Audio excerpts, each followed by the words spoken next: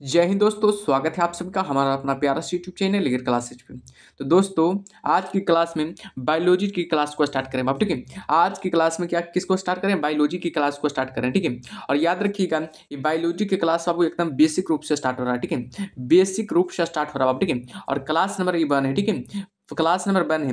और याद रखना प्रत्येक क्लास में बाबू, प्रत्येक क्लास में 2 टॉपिक को कवर किया जाएगा, ठीक है। बायोलॉजी के 2 टॉपिक को कवर किया जाएगा, ठीक है। तो चलिए बिना देरी किए हुए क्लास को शुरू करते हैं। इससे पहले कि क्लास पर नए हैं तो क्लास को लाइक कीजिएगा और चैनल को अभी तक सब्सक्राइब नहीं किया बाबू, सब्सक्राइब कीजिएगा, ठीक है। क्योंकि इस सभी एग्जाम के लिए अति महत्वपूर्ण साबित होगा बाबू। आप लोग देखते होंगे एग्जाम तो आप लोग को पता होगा, ठीक है। आप लोग देते होंगे एग्जाम को तो आप लोग को पता होगा कि बायोलॉजी से कितना क्वेश्चन पूछा जाता है, ठीक है। इसलिए बेसिक रूप से बायोलॉजी की क्लास को स्टार्ट करें, ठीक है। अगर आप एसएससी की तैयारी करते हैं, स्टेट एग्जाम की तैयारी करते हैं, बीपीएससी यूपीएससी सभी एग्जाम के लिए अति महत्वपूर्ण साबित होगा, ठीक है। तो चलिए क्लास को शुरू करते हैं, ठीक है। तो चलिए फर्स्ट पॉइंट क्यों चलते बाबू, पहला टॉपिक पहले क्या है, जीव विज्ञान की शाखाएं के बारे में जानेंगे, ठीक है। पहला जीव विज्ञान की शाखाएं के बारे में जानेंगे, ठीक है। ब्रांचेस ऑफ बायोलॉजी के बारे में जानेंगे। ये पहला टॉपिक है बाबू, ठीक है। ये पहला टॉपिक है, ठीक है। तो चलिए पहला पॉइंट क्या है, बीटी कल्चर के द्वारा उत्पादित होता है। तो बताइएगा बीटी कल्चर के द्वारा क्या उत्पादित होता है, तो हमेशा रखना अंगूर उत्पादित होता है, ठीक है। बीटी कल्चर के द्वारा अंगूर उत्पादित किया जाता है, ठीक है। अगला क्या है कि जेरोंटोलॉजी के अंतर्गत वृद्धावस्था एवं आयुर्वृद्धि के प्रभाव का अध्ययन किया जाता है। जेरोंटोलॉजी के अंतर्गत किसका अध्ययन किया जाता है, तो हमेशा रखना वृद्धावस्था और आयुर्वेद की अध्ययन किया जाता है, ठीक है। आयुर्वेद के प्रभाव का अध्ययन किया जाता है, ठीक है।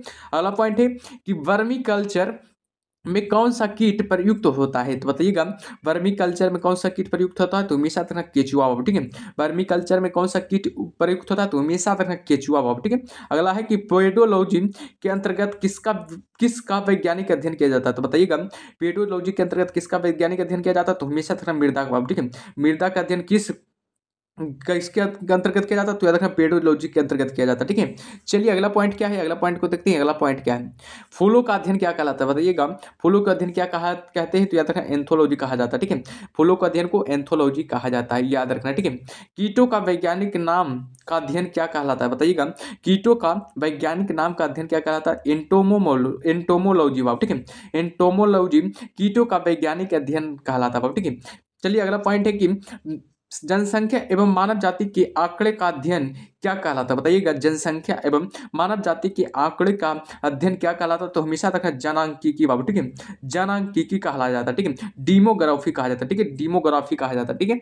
अगला पॉइंट देखते हैं बाबू, अगला पॉइंट क्या है। अगला पॉइंट है कि जीवाश्म वनस्पति के अंतर्गत पादप जीवाश्म का अध्ययन किया जाता है। जीवाश्म वनस्पति के वनस्पति के अंतर्गत किसका अध्ययन किया जाता है, तो हमेशा देखना पादप जीवाश्म का अध्ययन किया जाता है, ठीक है। अगर एग्जाम में पूछा जाए कि जीवाश्म वनस्पति के अंतर्गत किसका अध्ययन किया जाता है, तो हमेशा याद रखना है जीवाश्म का अध्ययन, पादप जीवाश्म का अध्ययन किया जाता है, ठीक है। याद रखिएगा। अगला पॉइंट है कि विभिन्न संस्कृतियों के वैज्ञानिक विवरण के तुलनात्मक अध्ययन को क्या कहा जाता है, तो बताइएगा विभिन्न संस्कृतियों के वैज्ञानिक विवरण के तुलनात्मक अध्ययन को क्या कहा जाता है, तो याद रखना एंथोलॉजी, ठीक है। एंथोलॉजी कहा जाता है, तो हमेशा याद रखिएगा ऐसे पॉइंट को, ठीक है। अगला पॉइंट है कि सब्जी का अध्ययन किस शाखा के अंतर्गत आता है, किया जाता है, बताइएगा सब्जी का अध्ययन अध्ययन किस शाखा के अंतर्गत किया जाता है, तो बताइएगा इसका करेक्ट पॉइंट क्या है, क्या रखना ओलेरी कल्चर हो जाएगा बाबू, ठीक है। ओलेरी कल्चर हो जाएगा। सब्जी का अध्ययन किस शाखा के अंतर्गत किया जाता है, तो याद रखना ओलेरी कल्चर के अंतर्गत किया जाता है, ठीक है। अगला पॉइंट है कि अस्थियों के अध्ययन वैज्ञानिक की किस शाखा के अंतर्गत किया जाता है, बताइएगा अस्थियों का अध्ययन विज्ञान की किस शाखा के अंतर्गत किया जाता है, तो याद रखना ऑस्टियोलॉजी बाबू, ठीक है। हमेशा याद रखना ऑस्टियोलॉजी के अंतर्गत किया जाता है, ठीक है। अगला पॉइंट देखते हैं बाबू, अगला पॉइंट क्या है जो अगला पॉइंट है कि सर्पों का अध्ययन किस वैज्ञानिक शाखा के अंतर्गत किया जाता है, तो बताइएगा सर्पों का अध्ययन किस वैज्ञानिक शाखा के अंतर्गत किया जाता है, तो याद रखना स्पेक्ट्रोलॉजी बाबू, ठीक है। स्पेक्ट्रोलॉजी हो जाएगा, स्पेक्ट्रोलॉजी याद रखिएगा, ठीक है। हाइड्रोफोनिक्स किससे संबंधित है, बताइएगा हाइड्रोफोनिक्स किससे संबंधित थे, तो हमेशा रखना मृदा रहित पादप संवर्धन से बाबू, ठीक है। मृदा रहित पादप संवर्धन से कौन संबंधित है, तो हमेशा रखना हाइड्रोफोनिक्स बाबू, ठीक है। हाइड्रोफोनिक्स हो जाएगा, ठीक है। अगला पॉइंट है कि जंतु विज्ञान के अंतर्गत किन जंतुओं का अध्ययन किया जाता है, तो याद रखना जंतु विज्ञान के अंतर्गत किन जंतुओं का अध्ययन किया जाता है, तो हमेशा रखना जीवित व मृत दोनों प्रकार के जंतुओं का अध्ययन किया जाता है, ठीक है। जीवित व मृत दोनों प्रकार के जंतुओं का अध्ययन किया जाता है, ठीक है। अगला पॉइंट देखते हैं बाबू, अगला पॉइंट क्या है। अगला पॉइंट है कि जीव विज्ञान की विभिन्न शाखाओं के जनक, देखिएगा जीव विज्ञान की विभिन्न शाखाओं के जनक का नाम जानिएगा, ठीक है। इधर दिया हुआ है जीव विज्ञान की शाखा है, इधर जनक का नाम है, इनके उनके पिता का नाम है, ठीक है, कौन आविष्कार किया, ठीक है। जंतु विज्ञान का जनक किसे माना जाता है, तो हमेशा देखना अरस्तु को, ठीक है। जंतु विज्ञान का जनक अरस्तु हो गया। वनस्पति विज्ञान का जनक किसे माना जाता है, तो हमेशा देखना थियो फ्रेस्टस को, ठीक है।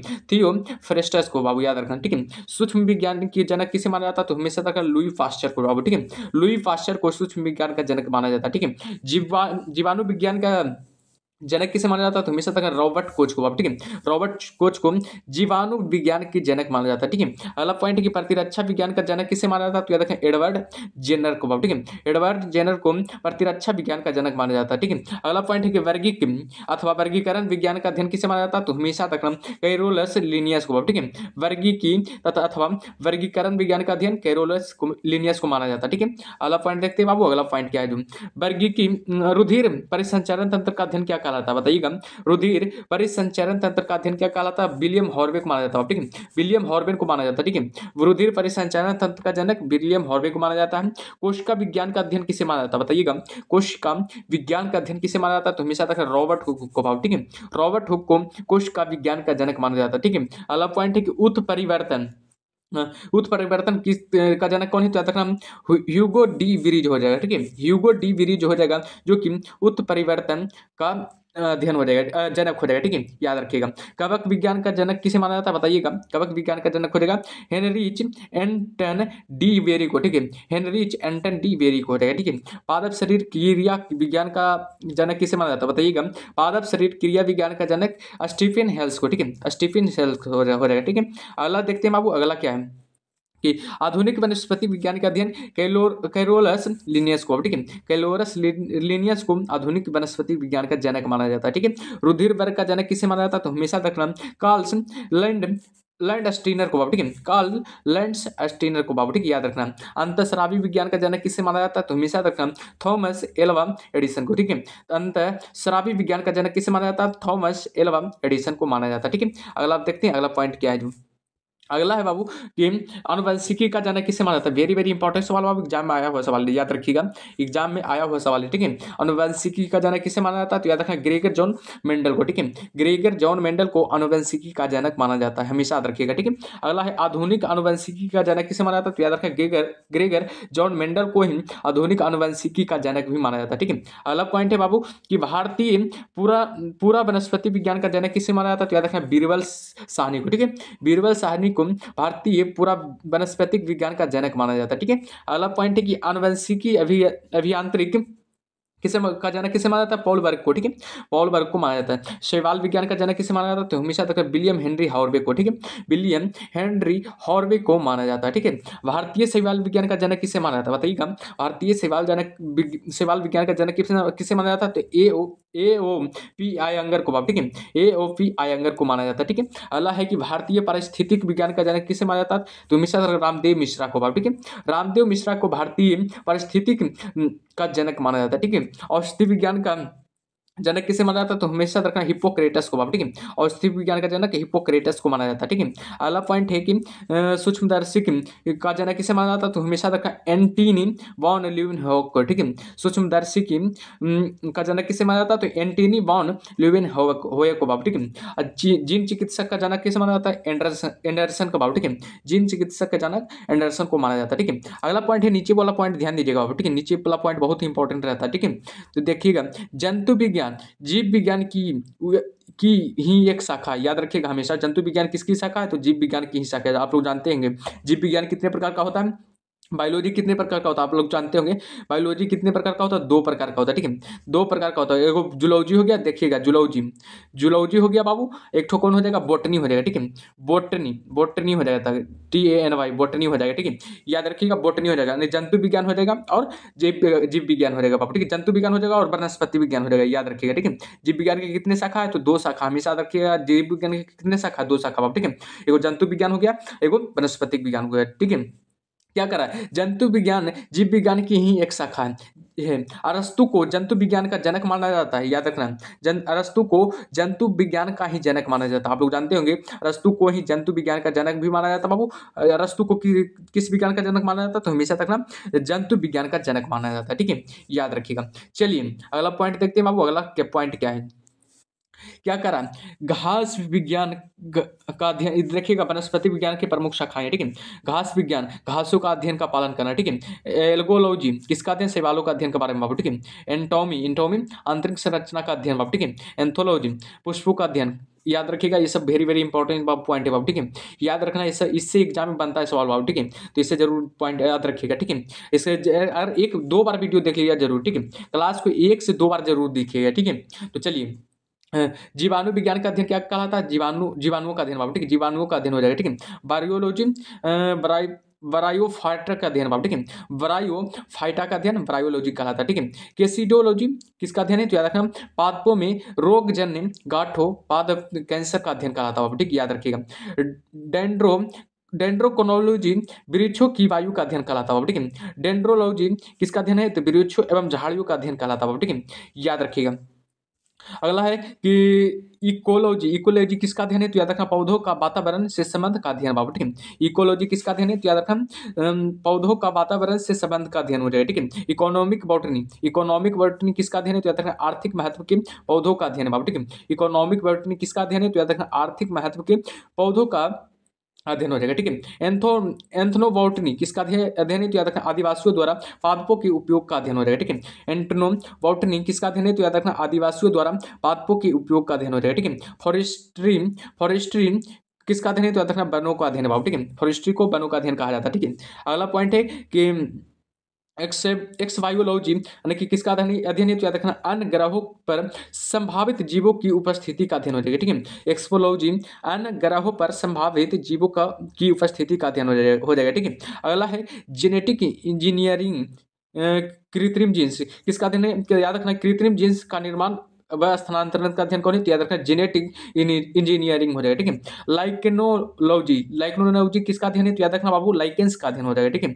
लाइकेनोलॉजी किसका अध्ययन है, तो याद रखना लाइकेंस का अध्ययन हो जाएगा, ठीक है। माइक्रोबायोलॉजी किसका अध्ययन है, तो रखना सूक्ष्म जीवों का अध्ययन बाबू, ठीक है, सूक्ष्म जीवों का अध्ययन हो जाएगा, याद रखिएगा, याद रखना है। और अगला पॉइंट है क्या बच्ची, जंतु विज्ञान की प्रमुख शाखाएं बाबू, ठीक है, जंतु विज्ञान के बारे में देख लीजिएगा, ठीक है, देखिएगा, ठीक है। अगला एंटोनोमी किसका अध्ययन है, तो विच्छेदन के द्वारा शरीर के एवं विविध अंगों की रचनाओं का प्रदर्शन करना, ठीक है, अध्ययन कर। एंथ्रोपोलॉजी किसका अध्ययन है, तो मानव जाति के संस्कृति विकास का अध्ययन हो जाएगा बाबू, ठीक है। इकोलॉजी किसका अध्ययन है, तो याद रखना जैविक एवं अजैविक वातावरण से जीवों के विविध संबंधों का अध्ययन हो जाएगा, ठीक है। अगला पॉइंट है कि एंड्रोक्राइनोलॉजी किसका अध्ययन है, बताइएगा। एंड्रोक्राइनोलॉजी किसका अध्ययन है, तो याद रखना अंतःस्रावी तंत्रों का अध्ययन हो जाएगा, ठीक है। अगला एम्ब्रायोलॉजी किसका अध्ययन है, तो याद रखना भ्रूणीय संवर्धन का अध्ययन हो जाएगा, ठीक है। अगला है एंजाइमोलॉजी किसका अध्ययन है, तो याद रखना उत्प्रेरकों का अध्ययन हो जाएगा, ठीक है। एंटोमोलॉजी किसका अध्ययन है, तो याद रखना कीट पतंगों का अध्ययन हो जाएगा बाबू, वेरी वेरी इंपॉर्टेंट है बाबू, एग्जाम में पूछा गया सवाल है, ठीक है। एंटोमोलॉजी किसका अध्ययन है, तो याद रखना कीट पतंगों का अध्ययन हो जाएगा, ठीक है। जेनेटिक्स किसका अध्ययन है, तो याद रखना जीवों के आनुवंशिकी लक्षण एवं इनकी वंशागत का अध्ययन है बाबू, ठीक, याद रखिएगा। अगला पॉइंट है, अगला देखते हैं बाबू, अगला कहाँ है, अगला यहाँ पर है, ठीक है, यहाँ देखिएगा। अगला है माइकोलॉजी बाबू, ठीक है। माइकोलॉजी किसका अध्ययन है, याद रखना कवकों के विज्ञानों का अध्ययन हो जाएगा, ठीक है। माइकोलॉजी किसका अध्ययन है, याद रखना कवकों का वैज्ञानिक अध्ययन हो जाएगा बाबू, ठीक है। माइकोप्लाज्मोलॉजी किसका अध्ययन है, याद रखना है माइकोप्लाज्मा का वैज्ञानिक अध्ययन बाबू, ठीक है। माइकोप्लाज्मोलॉजी किसका अध्ययन है, याद रखना माइकोप्लाज्मा का वैज्ञानिक अध्ययन हो जाएगा बाबू, ठीक है। निमेटोलॉजी किसका अध्ययन है, बताइएगा। निमेटोडस का पादपों के साथ संबंधों का अध्ययन हो जाएगा, ठीक है। निमेटोडस का पादपों के साथ संबंधों का अध्ययन हो जाएगा, ठीक है। पेलियोबोटनी किसका अध्ययन है, तो याद रखना पादप जीवाश्म का अध्ययन हो जाएगा, ठीक है। पेलियोबोटनी किसका अध्ययन है, तो याद रखना पादप जीवाश्म का अध्ययन हो जाएगा, ठीक है। पेलिनोलॉजी किसका अध्ययन है, बताइएगा। पेलिनोलॉजी किसका अध्ययन है, तो याद रखना पराग कणों का अध्ययन हो जाएगा, ठीक है। पराग कणों का अध्ययन क्या हो जाएगा, पेलिनोलॉजी हो जाएगा, ठीक है। पैथोलॉजी किसका अध्ययन है, तो याद रखना पादप रोगों का उपचार का अध्ययन हो जाएगा, ठीक है। पैथोलॉजी किसका अध्ययन है, तो याद रखना पादप रोगों का उपचार का अध्ययन हो जाएगा, ठीक है। अगला पॉइंट है कि पैरासिटोलॉजी किसका अध्ययन है, पोषक तथा परजीवों के संबंधों का अध्ययन हो जाएगा, ठीक है। पैरासिटोलॉजी किसका अध्ययन है, तो याद रखना पोषक तथा परजीवों परजीवों के संबंधों का अध्ययन हो जाएगा। ठीक है, अगला पॉइंट है, अगला देखिएगा, फार्माकोलॉजी। फार्मेकोलॉजी किसका अध्ययन है, तो याद रखें औषधियों पादपों का अध्ययन हो जाएगा। ठीक है, फिजियोलॉजी किसका अध्ययन है, तो याद रखना विभिन्न पादपों के जैविक क्रियाओं का अध्ययन हो जाएगा। ठीक है, विभिन्न पादपों के जैविक क्रियाओं का अध्ययन क्या कहलाता है, फिजियोलॉजी बाब। ठीक है, फिजियोलॉजी कहलाता है। ठीक है, टेरिडोलॉजी किसका अध्ययन है, तो याद रखना टेरिडा फाइटस फाइटस का अध्ययन हो जाएगा बाब। ठीक है, टेरिडा फाइटस का अध्ययन टेरिडोलॉजी कहलाता है, याद रखिएगा। ठीक है, अगला पॉइंट है फाइटोजियोग्राफियोलॉजी। फाइटोजियोग्राफी किसका अध्ययन है, तो याद रखना पौधे के वितरण व उसके कारणों का अध्ययन क्या कहलाता है, फाइटोजियोग्राफी कहलाता है। ठीक है, space space biology. Space biology किसका अध्ययन है, तो याद रखना अंतरिक्ष तथा वायुमंडल स्थित पादपों का अध्ययन हो जाएगा। ठीक है, और एग्जाम में पूछा जाए अंतरिक्ष तथा वायुमंडल में स्थित पादपों का अध्ययन क्या कहलाता है, स्पेसोलॉजी कहलाता है, स्पेस बायोलॉजी कहलाता है। ठीक है, याद रखिएगा। अगला पॉइंट है कि स्पेर्मोलॉजी। स्पेर्मोलॉजी किसका अध्ययन है, तो याद रखना बीजों का अध्ययन। ठीक है, बीजों का अध्ययन स्पेर्मोलॉजी कहा जाता है। ठीक है, हीलियोथेरेपी। हीलियोथेरेपी किसका अध्ययन है, तो याद रखना सूर्य के प्रभाव से चिकित्सा करने की प्रक्रिया। ठीक है, सूर्य से प्रभाव के चिकित्सा करने की प्रक्रिया का अध्ययन क्या कहलाता है, हीलियोथेरेपी कहा जाता है। ठीक है, अगला पॉइंट है कि हाइड्रोपोनिक्स किसका अध्ययन है, तो याद रखना इस शाखा के अंतर्गत बिना मृदा के बागवानी की जाती है। ठीक है, याद रखना इस शाखा के अंतर्गत बिना मृदा के बागवानी की जाती है। ठीक है, किसके अंतर्गत, याद रखना हाइड्रोपोनिक्स के अंतर्गत बाब। ठीक है, अगला पॉइंट देखते हैं हिमेटोलॉजी बाब। ठीक है, हिमेटोलॉजी हिमेटोलॉजी जानिएगा, हिमेटोलॉजी किसका अध्ययन है, तो याद रखना रुधिर संबंध रोगों का अध्ययन हो जाएगा। ठीक है, हेप्ट्रोलॉजी किसका अध्ययन है, तो याद रखना उभयचरों एवं सरीसृपों का अध्ययन, सांपों का अध्ययन बाब। ठीक है, सांपों का अध्ययन क्या कहलाता है, हेप्ट्रोलॉजी कहा जाता है। ठीक है, मैं मेलोलॉजी, याद रखना मैं मेलोलॉजी किसका अध्ययन है, तो याद रखना स्तनधारियों का अध्ययन बाब। ठीक है, याद रखना माइक्रोबायोलॉजी किसका अध्ययन है, तो याद रखना अति सूक्ष्म जीवों का अध्ययन हो जाएगा। ठीक है, अगला है न्यूरोलॉजी। न्यूरोलॉजी किसका अध्ययन है, तो याद रखना तंत्रिका तंत्र का अध्ययन बाब। ठीक है, तंत्रिका तंत्र का अध्ययन क्या कहलाता है, न्यूरोलॉजी कहा जाता है। ठीक है, याद रखना ओडोनोलॉजी किसका अध्ययन है, तो याद रखना दंत विज्ञान संबंधित अध्ययन बाब। ठीक है, दंत विज्ञान संबंधित अध्ययन किसका है, तो याद रखना ओडोंटोलॉजी का बाब। ठीक है, ऑन्थ्रियोलॉजी। एंथ्रियोलॉजी किसका अध्ययन है, तो याद रखना पक्षियों का अध्ययन बाबू। ठीक है, एंथ्रियोलॉजी किसका अध्ययन है, तो याद रखना पक्षियों का अध्ययन हो जाएगा। ठीक है, पैथोलॉजी किसका अध्ययन है, बताइएगा। पैथोलॉजी किसका अध्ययन है, तो याद रखना रोग प्रकृति लक्षणों एवं कारणों का अध्ययन क्या कहलाता है, पैथोलॉजी कहलाता है। ठीक है, रेडियोलॉजी किसका अध्ययन है, तो याद रखना जीवों पर विकिरण प्रभाव का अध्ययन क्या कहलाता है, रेडियोलॉजी कहलाता है। ठीक है, अगला पॉइंट है देखिएगा, अगला पॉइंट है कि टेक्सोनोमी इसका अध्ययन है, तो याद रखना जीव जातियों के नामकरण एवं वर्गीकरण का अध्ययन क्या कहलाता है, टेक्सोनोमी कहलाता है। ठीक है, याद रखिएगा। नेक्स्ट अंतिम पॉइंट देखिएगा, आयु वृद्धि के साथ जीवों में होने वाले परिवर्तन का अध्ययन क्या कहलाता है, जरा विज्ञान कहा जाता है। ठीक है, जरा विज्ञान कहलाता है, याद रखिएगा। ठीक है, अगला टॉपिक देखते हैं बाबू, दूसरा नंबर टॉपिक आ गया। ठीक है, पहला टॉपिक खत्म हो गया, अब दूसरा नंबर टॉपिक को देखते हैं। ठीक है, आप लोग को बता दिए हैं कि प्रत्येक क्लास में बाबू दो टॉपिक को कवर कर रहे हैं। ठीक है, दो टॉपिक को कवर किया जाएगा। ठीक है, तो चलिए आज के नेक्स्ट टॉपिक क्या है, जीवन की उत्पत्ति से संबंधित प्रमुख सिद्धांत एवं जैव विकास। ठीक है, जीवन की उत्पत्ति से संबंधित प्रमुख सिद्धांत एवं जैव विकास हो जाएगा। और इसका अगर पीडीएफ लेना चाहते हैं बाबू, कोई भी अगर इसका पीडीएफ लेना चाहते हैं तो हमारा टेलीग्राम ग्रुप जरूर ज्वाइन कीजिएगा। ठीक है, ईगेर क्लासेज 7250 के नाम से टेलीग्राम ग्रुप चलता है, उसका लिंक डिस्क्रिप्शन बॉक्स में दे दिया जाएगा। ठीक है, तो जरूर ज्वाइन कीजिएगा आप लोग। ठीक है, तो चलिए इस टॉपिक को शुरुआत करते हैं।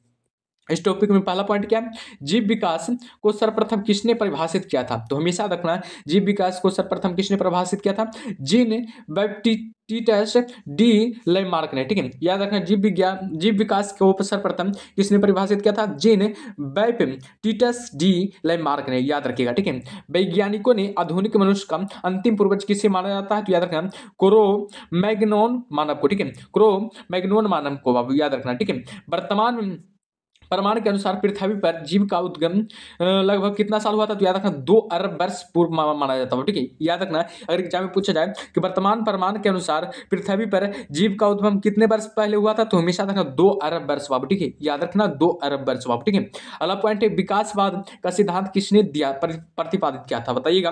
विकासवाद का सिद्धांत किसने प्रतिपादित किया था, तो हमेशा रखना चार्ल्स डार्विन ने बाबू। ठीक है, चार्ल्स डार्विन ने विकासवाद का सिद्धांत प्रतिपादन किया था। ठीक है, अगला पॉइंट है कि उद् विकास का प्रमुख मुख्य कारक क्या है, बताइएगा। उद्विकास का मुख्य कारक क्या है? तो याद रखना प्राकृतिक वरण बाप, ठीक है। प्राकृतिक वरण उद्विकास का मुख्य कारक क्या है, याद रखिएगा, ठीक है। अगला पॉइंट है कि उद्विकास का के उत्परिवर्तन सिद्धांत का प्रतिपादन किसने किया था? बताइएगा, उद्विकास के उत्परिवर्तन सिद्धांत का प्रतिपादन किसने किया था? तो ह्यूगो डी ब्रीज ने बाप, ठीक है, याद रखना ह्यूगो डी ब्रीज ने किया था, याद रखिएगा पॉइंट को, ठीक है। अगला पॉइंट देखते हैं, अगला पॉइंट क्या है।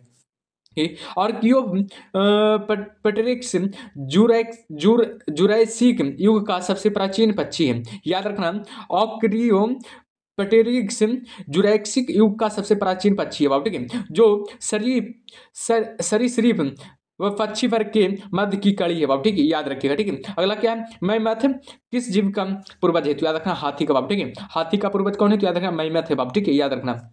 पृथ्वी पर सबसे पहले किस जीव की उत्पत्ति मानी जाती है? तो हमेशा रखना नील हरित शैवाल को, ठीक है। नील हरित शैवाल को पृथ्वी पर सबसे पहले जीवित जीव की उत्पत्ति माना जाता है, ठीक है। एग्जाम में पूछा जाए कि पृथ्वी पर सबसे पहले किस जीव की उत्पत्ति मानी जाती है? तो हमेशा रखना नील हरित शैवाल को, ठीक है। अगला है कि शीत ऋतु में पशुओं के प्रसुप्ति काल को क्या कहते हैं? बताइएगा, शीत ऋतु में पशुओं के प्रसुप्ति काल को क्या कहा जाता है? तो हमेशा रखना हाइब्रिनेशन बाबू, ठीक है, हाइब्रिनेशन कहा जाता है, याद रखिएगा, ठीक है। अगला पॉइंट देखते हैं, अगला पॉइंट क्या है।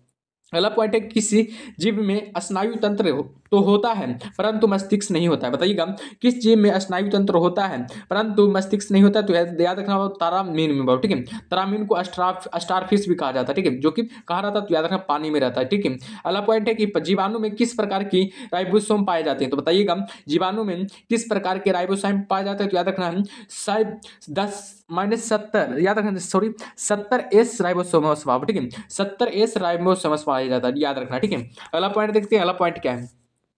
अगला पॉइंट है कि डायनासोर सरीसृप वर्ग में आते हैं थे। डायनासोर सरीसृप वर्ग में आते थे, याद रखना। जिनका उदय कहाँ हुआ था? तो याद रखना मेसोजाइक युग में हुआ था, ठीक है। जिनका उदय कहाँ हुआ था? तो याद रखना मेसोजाइक युग में हुआ था बाबू, याद रखना, ठीक है। अगला है नील हरित शैवाल जीवाणु तथा कवक में लगभग नहीं पाए जाते हैं बल्कि लोमिल के आकार की कौन सी रचना पाई जाती है? तो हमेशा रखना क्रोमैटोफर्स पाया जाता है, ठीक है, क्रोमैटोफर्स पाया जाता है, याद रखिएगा, ठीक है।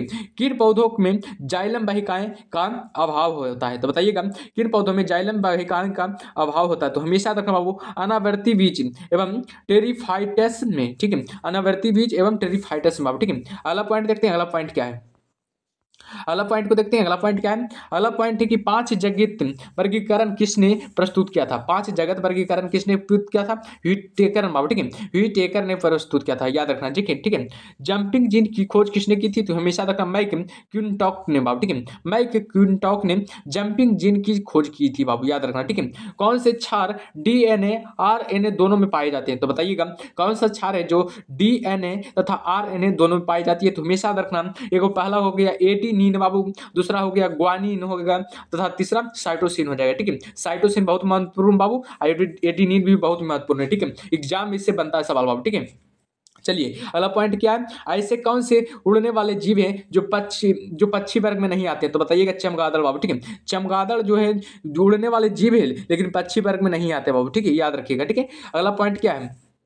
अगला पॉइंट है चमगादड़ को उड़ने की कीट एवं क्षमता होते हुए भी पक्षी वर्ग के अंतर्गत नहीं शामिल किया गया है बल्कि इसे स्तनपायी वर्ग में सम्मिलित किया गया है, याद रखना है। चमगादड़ को कीट एवं क्षमता होते हुए भी पक्षी वर्ग में शामिल नहीं किया गया है क्योंकि इसे किसके में शामिल किया गया है? स्तनपायी वर्ग में सम्मिलित किया गया है, याद रखिएगा, ठीक है। अगला है वह समूह जिसे जंतु प्राय रात्रिचर होते हैं, क्या? मच्छर, चमगादड़ एवं उल्लू बाबू, ठीक है। वह समूह जिसके जंतु प्राय रात्रि चर होते, कौन कौन? तो मच्छर होते हैं जो रात्रि में ही उड़ते हैं, और चमगादड़ भी रात में ही उड़ते हैं, और उल्लू भी रात में ही उड़ते हैं, आप लोग देखे होंगे, ठीक है। अगला पॉइंट है कुछ साधारण नाम और तथा उनके वैज्ञानिक नाम, ठीक है। कुछ साधारण नाम है और उनके वैज्ञानिक नाम है, ठीक है। साधारण नाम इधर दिया गया और वैज्ञानिक नाम इधर दिया है, ठीक है। देखिएगा, मानव का वैज्ञानिक नाम होमोसोपियन बाबू, वेरी वेरी इंपॉर्टेंट सवाल बाबू, एग्जाम के अकॉर्डिंग याद रखिएगा, होमोसोपियन बाबू, ठीक है। मानव का वैज्ञानिक नाम क्या है? होमोसोपियन, याद रखिएगा, एग्जाम में पूछा गया सवाल है, ठीक है।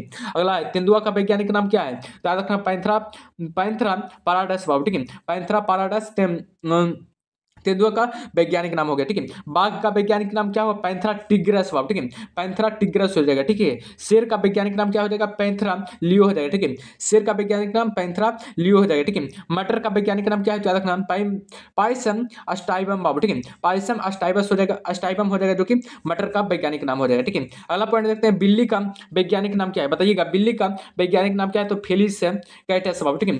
फेलिसस कैटस बाबू, ठीक है, याद रखना। मेढक का वैज्ञानिक नाम क्या है? तो याद रखना, राना टिग्राना बाबू, ठीक है। टिग्राना हो जाएगा, ठीक है। मेढक का वैज्ञानिक राना टिग्राना बाबू, ठीक है, याद रखना। धान का वैज्ञानिक नाम क्या है? तो याद रखना, ओराइजा अस्टाइबा बाबू, ठीक है। ओराइजा अस्टाइबा है जो कि धान का वैज्ञानिक नाम है, ठीक है। सरसों का वैज्ञानिक नाम क्या है? तो याद रखना, ब्रेसिकम कंप्रेस्टिक्ट्रिस बाबू, ठीक है। बेसिकम ब्रेसिका कंप्रेस्टिरिस बाबू, ठीक है, याद रखना। चना का वैज्ञानिक नाम क्या होगा? सीसर एरियंटीनम बाबू, ठीक है। सीसर एरियंटीनम किसका वैज्ञानिक नाम है? तो याद रखना, चना का बाबू, ठीक है। गेहूं का वैज्ञानिक नाम क्या है? तो याद रखना, ट्रिटिकम एस्टिबम बाबू, ठीक है। ट्रिटिकम एस्टिबम किसका वैज्ञानिक नाम है? तो याद रखना, गेहूं का हो जाएगा, ठीक है। गाय का वैज्ञानिक नाम क्या है? सभी बताइएगा, गाय का वैज्ञानिक का नाम क्या हो जाएगा? बाउस इंडिकस बाबू, ठीक है। बाउस इंडिकस हो जाएगा, जो कि गाय का वैज्ञानिक नाम हो जाएगा, ठीक है। आम का वैज्ञानिक नाम का है? तो याद रखना, मैंगी फेरा इंडिका बाबू, ठीक है। मैंगी फेरा इंडिका हो जाएगा, जो कि आम का वैज्ञानिक नाम हो जाएगा, ठीक है। अगला पॉइंट देखते हैं, अगला पॉइंट क्या है? जो अगला पॉइंट है कि प्रकाश संश्लेषण की प्रकाशिक एवं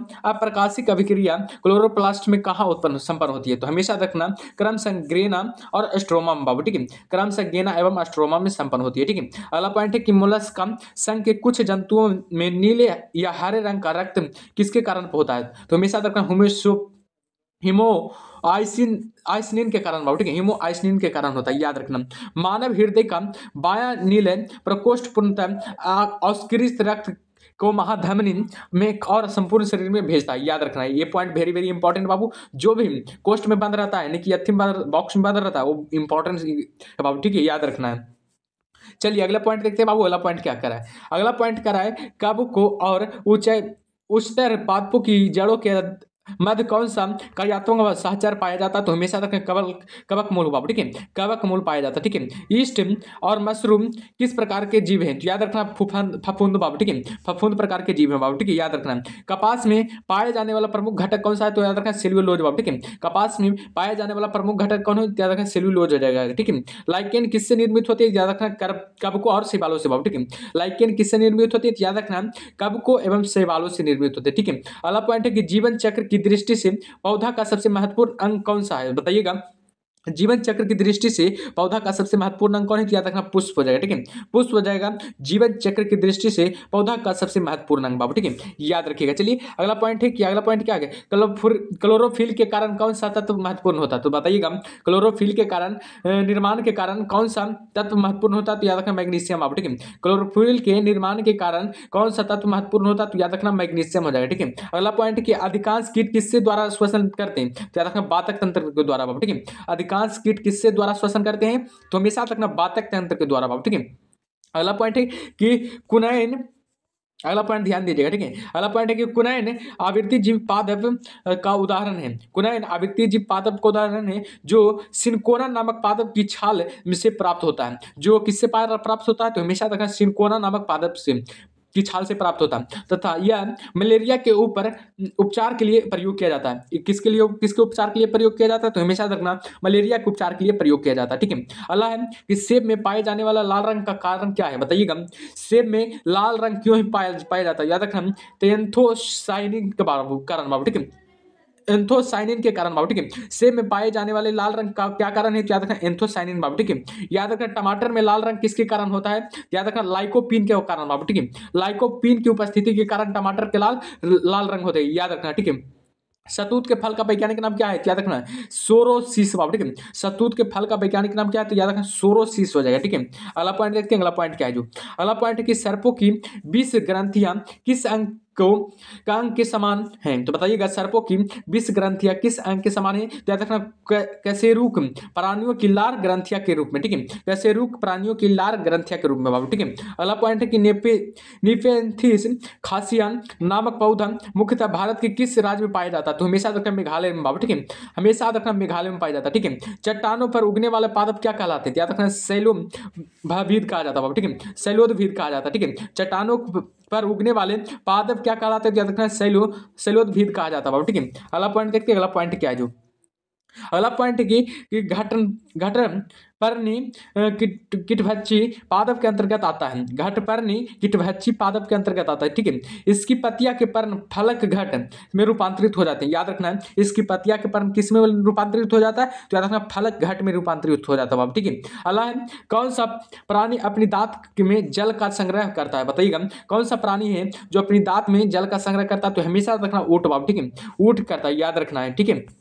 अगला पॉइंट है सबसे बड़ा अकशेरुकी जीव कौन सा है, तो बताइएगा सबसे बड़ा अकशेरुकी जीव कौन सा है, तो याद रखना कोलोसल अस्किर बाब, ठीक है। कोलोसल अस्किर है जो कि सबसे बड़ा अकशेरुकी जीव माना जाता है, ठीक है। अगला पॉइंट देखते हैं, अगला पॉइंट क्या है जो अगला पॉइंट को ध्यान से पढ़िएगा फिर जवाब अति कीजिएगा, ठीक है। ध्यान से देखिएगा, ठीक है। लीची के फलों को किस शाखा के अंतर्गत रखा गया, बताइएगा लीची के फलों को किस शाखा के अंतर्गत रखा गया, तो याद रखना एक जीवी थेरी के बेरी के रूप में, ठीक है। एक बीजी बेरी के रूप में, ठीक है, याद रखिएगा। हल्दी पौधे के तने से प्राप्त होती है तथा उसका खाने वाला हिस्सा प्रकंद कहलाता है, ठीक है। हल्दी आप लोग जानते हैं किससे प्राप्त होता है, याद रखना तने से प्राप्त होता है, ठीक है, तथा उसका खाने वाला हिस्सा क्या कहलाता, प्रकंद कहलाता, याद रखना, ठीक है। लाल मिर्च किसकी उपस्थिति के कारण तीखी होती है, बताइएगा लाल जो मिर्च होता है किसकी उपस्थिति के कारण तीखी होती है, तो याद रखना कैप्सिकन के भाव, ठीक है, कैप्सिकन के कारण, ठीक है, कैप्सिकन के सीसन के द्वारा, ठीक है, याद रखना। सबसे बड़ा स्तनपायी जीव कौन सा है, बताइएगा सबसे बड़ा स्तनपायी जीव कौन है, तो याद रखना व्हेल बाबू, ठीक है। सबसे बड़ा स्तनपायी जीव व्हेल हो जाएगा, ठीक है। रेशम का कीड़ा अपने जीवन काल की किस अवस्था में वाणिज्यिक तंतु उत्पन्न करता है, बताइएगा रेशम की कीड़ा है जो अपने जीवन काल में किस अवस्था में वाणिज्यिक तंतु उत्पन्न करता है, तो हमेशा याद रखना बाबू पयूपा अवस्था में, ठीक है, पयूपा अवस्था में, हमेशा याद रखना पयूपा अवस्था में, ठीक है। अगला पॉइंट है कि गर्भ रुधिर वाले या समतापी जंतु के शरीर का तापमान कितना होता है, बताइएगा गर्भ रुधिर वाले या समतापी जंतु के शरीर का तापमान कितना होता है, तो हमेशा तक सदैव एक समान रहता है, ठीक है, सदैव एक समान रहता है, ठीक है। अगला पॉइंट है कि समुद्री घोड़ा किस प्रकार के जीव का उदाहरण है, बताइएगा समुद्री घोड़ा किस प्रकार के जीव का उदाहरण है, तो हमेशा तक मछली बाबू, ठीक है, मछली का हो जाएगा, ठीक है। अगला पॉइंट हो जाएगा, अगला पॉइंट क्या करा, वह कौन सा स्तनपायी है जो अंडे देता है बच्चे नहीं, बताइएगा कौन सा स्तनपायी है जो अंडे देता है बच्चे नहीं, एक कीड़ा बाबू, ठीक है, याद रखना एक कीड़ा हो जाएगा, ठीक है। अगला क्या है जानने की इच्छा प्रकट करना तथा गूढ़े चिंतन मनन करना मनुष्य को बानर गुणों के से अलग करता है, ठीक है, याद रखना जानने की इच्छा प्रकट करना तथा बूढ़े चिंतन व मनन करना मनुष्य को बानर गुणों से क्या करता है, अलग करता है, याद रखिएगा, ठीक है। अगला पॉइंट है कि मानव शरीर में पाई जाने वाली सबसे छोटी कोशिका कौन सी है, बताइएगा मानव शरीर में पाई जाने वाली सबसे छोटी कोशिका कौन है, याद रखना शुक्राणु बाबू, ठीक है, शुक्राणु हो जाएगा, जो कि किस में पाया जाता है, तो मेल में पाया जाता है, ठीक है, याद रखिएगा। अगला पॉइंट है कि सील किस वर्ग का प्राणी है, बताइएगा सील किस वर्ग का प्राणी है, तो हमेशा रखना स्तनपायी बाबू, ठीक है, स्तनपायी हो जाएगा, ठीक है। कौर के किस पेड़ से प्राप्त होता है, बताइएगा कौर के किस पेड़ से प्राप्त होता है, याद रखें कई वर्ग से बाबू, ठीक है, कई वर्ग से कौर प्राप्त होता है, ठीक है। अगला पॉइंट देखिएगा डॉल्फिन किस वर्ग के अंतर्गत आते हैं, बताइएगा डॉल्फिन किस वर्ग के अंतर्गत आते हैं, तो याद रखें स्तनपायी के अंतर्गत आते हैं, ठीक है।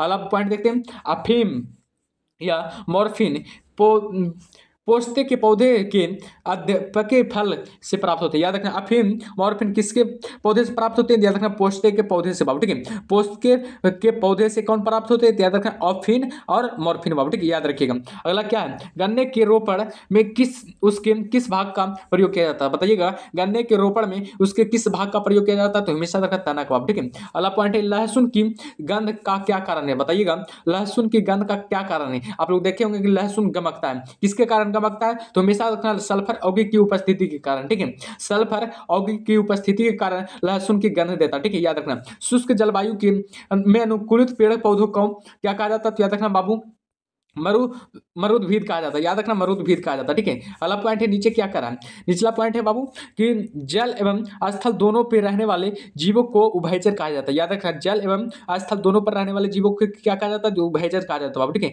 याद रखना वर्ग के अंतर्गत रखा जाता है, जैसे मेढक हो रहेगा, ठीक है, मेढक क्या है जल में भी रहता है और पानी में भी रहता है, जल में भी रहता है और धरती पर भी रहता है, याद रखिएगा, ठीक है।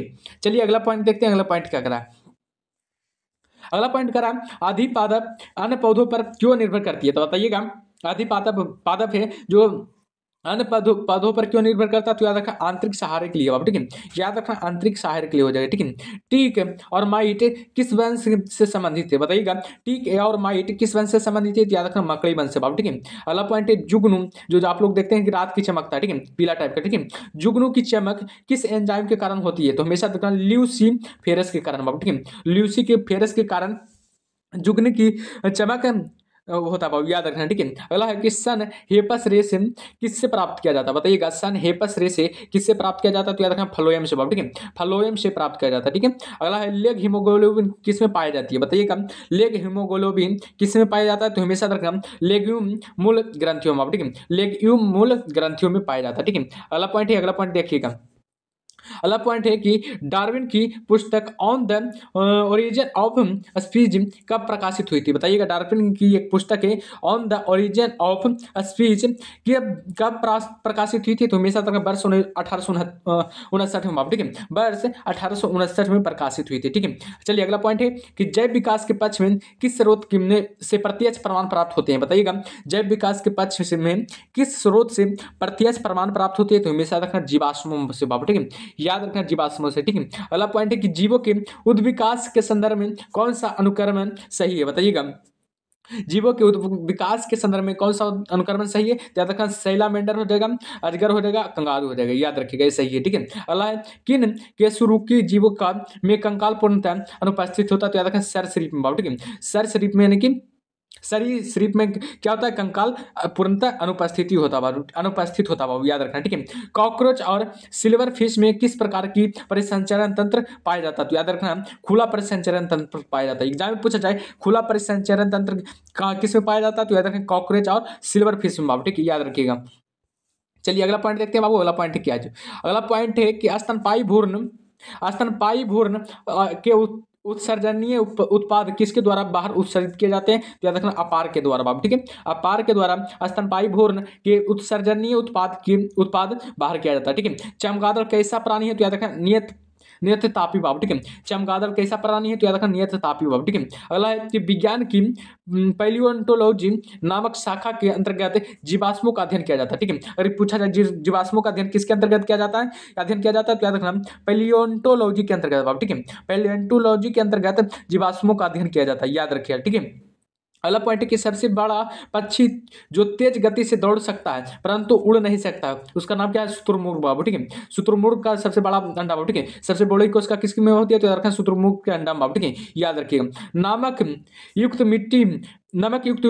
मिट्टी में उगने वाले पौधे हेलोफाइटस कहलाते हैं, ठीक है। नमक युक्त मिट्टी में उगने वाले पौधे क्या कहलाते हैं? हेलोफाइटस कहलाते हैं बाबू, ठीक है, याद रखिएगा। अगला पॉइंट है क्या?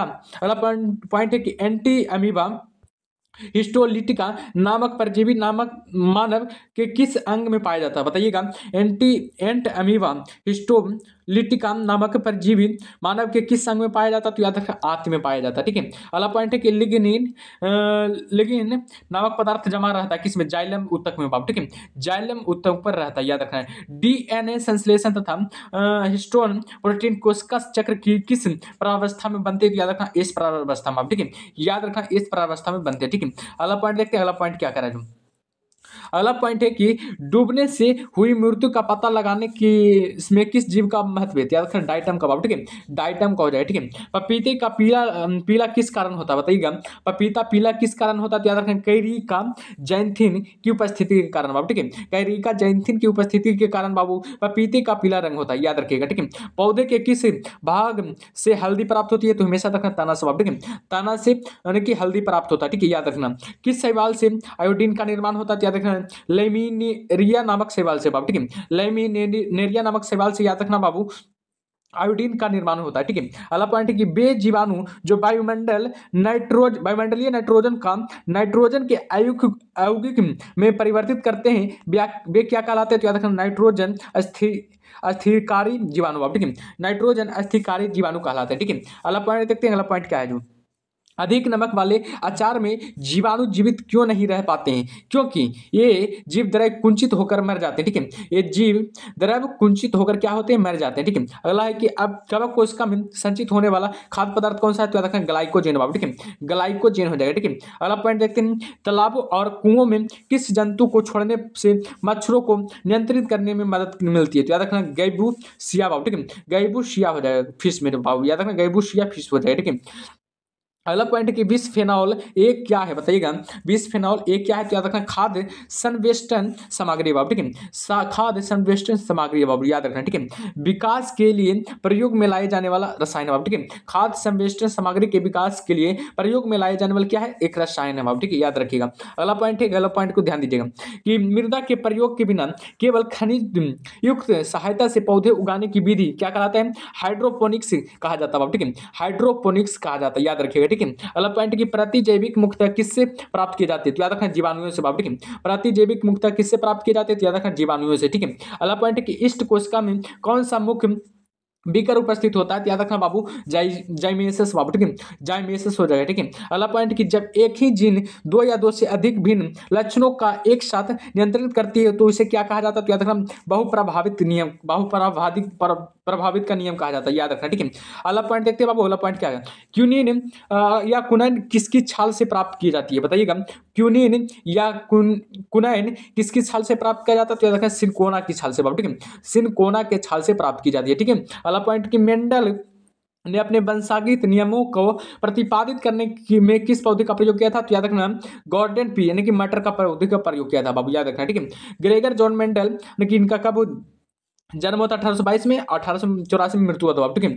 को आधुनिक आनुवंशिकी का जनक माना जाता है, ठीक है। ग्रेगर जॉन मेंडल को याद रखना बाबू आधुनिक आनुवंशिकी का जनक माना जाता है, ठीक है। अगर एग्जाम में पूछा जाए आधुनिक आनुवंशिकी का जनक किसे माना जाता है? तो याद रखना ग्रेगर जॉन मेंडल को बाबू, ठीक है, याद रखना, ठीक है। अगला क्या है? सूखम सहिष्णुता से संबंधित हार्मोन कौन है? तो याद रखना एब्सिसिक अम्ल बाबू, ठीक है। एब्सिसिक अम्ल हो जाएगा, ठीक है। अगला पॉइंट है कि अधिकांश एंजाइम किस ताप पर सर्वाधिक सक्रिय रहता है? तो याद रखना 20 डिग्री से 35 डिग्री के माध्यम बाबू, ठीक है। 20 डिग्री से 35 डिग्री के माध्यम बाबू, ठीक है। अगला पॉइंट देखते हैं जो कि अंतिम पॉइंट है बाबू, क्या करा है? सीप, घोंघा, स्क्विड, कौड़ी और ऑक्टोपस और कटफिश आदि मोलस्का संघ के प्रमुख जीव बाबू, ठीक है। सीप, घेंगा, स्क्विड, कौड़ी, ऑक्टोपस, कटफिश आदि मोलस्का सीप के क्या है? प्रमुख जीव माना जाता है, ठीक है। तो चलिए क्लास सीध हो गया बाबू, आप लोग बताइएगा क्लास कैसा लगा। आप लोग कमेंट बॉक्स में जरूर बताइएगा क्लास कैसा लगा जो, ठीक है। और याद रखिएगा ये बायोलॉजी का क्लास नंबर बने बाबू, ठीक है। आप लोग को बता दिए पहले ही कि प्रत्येक क्लास में बाबू 2 टॉपिक को कवर किया जाता है, ठीक है। 2 टॉपिक कवर किया जाता है, ठीक है। तो चलिए आज की क्लास में 2 टॉपिक कवर कर लिए, नेक्स्ट क्लास में कि दूसरे नंबर क्लास में बाबू फिर 2 टॉपिक को कवर करेंगे, ठीक है। इसी प्रकार से क्या करेंगे? बायोलॉजी को खत्मा करेंगे, ठीक है। तो चलिए क्लास कैसा लगा आप लोग जरूर कमेंट बॉक्स में बताइएगा। चलिए नेक्स्ट क्लास में मिलते हैं, तब तक के लिए ओके बाय।